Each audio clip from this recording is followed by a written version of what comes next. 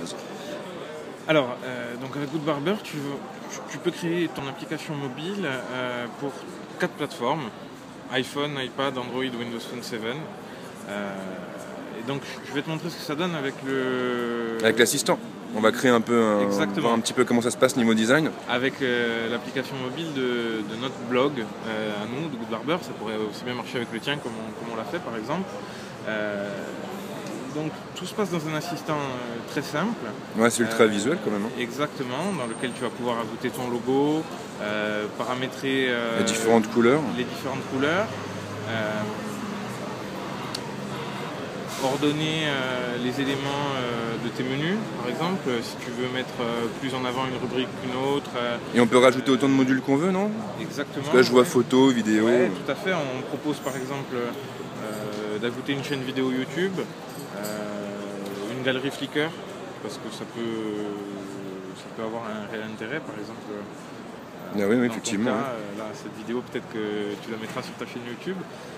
Il y a de fortes chances, oui. Donc voilà, tu vas tout paramétrer dans cette interface qui est vachement visuelle et qui te donne un retour temps réel par rapport à ce que tu fais. Tu as un certain nombre d'options.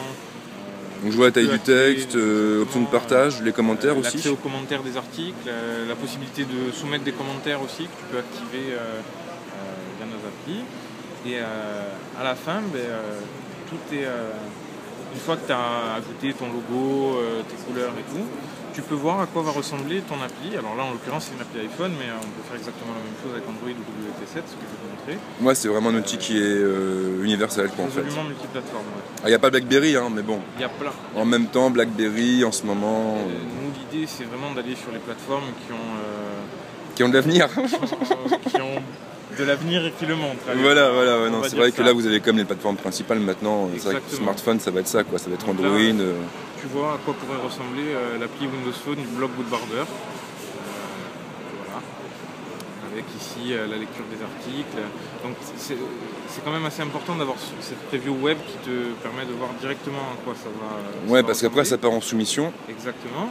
Tu peux rajouter entre-temps alors je vois, des régies pub. Modules de publicité si tu le souhaites. Donc je vois, il y a AdMob, Mads.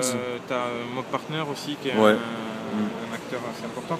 Les régies par plateforme évidemment, puisque pas toutes les régies sont dispo sur chacune des plateformes. Donc, alors je vois qu'il y a aussi régie pub interne, donc on peut développer en fait sa propre régie ou négocier directement auprès de l'annonceur. Exactement, tu as la possibilité toujours, si tu le souhaites, d'uploader tes propres bandeaux, tes propres écrans de lancement pour que... soit pour diffuser de l'autopromo, soit si tu as des annonceurs qui souhaitent annoncer sur ton appli directement. Tu vas paramétrer quelques petites infos relatives pour les stores, à la publication description. Exactement. Et à la fin, une fois que tu auras fait tout ça, tu n'as plus qu'à appuyer sur un bouton. Une fois que tu auras 100% dans chacun de ces carrés, tu appuies sur un bouton et derrière, l'application part directement en soumission via notre système. Elle est testée par un développeur chez nous et qui vérifie que tout fonctionne bien et qui la soumet au store directement. Donc une semaine après, elle est en ligne à peu près.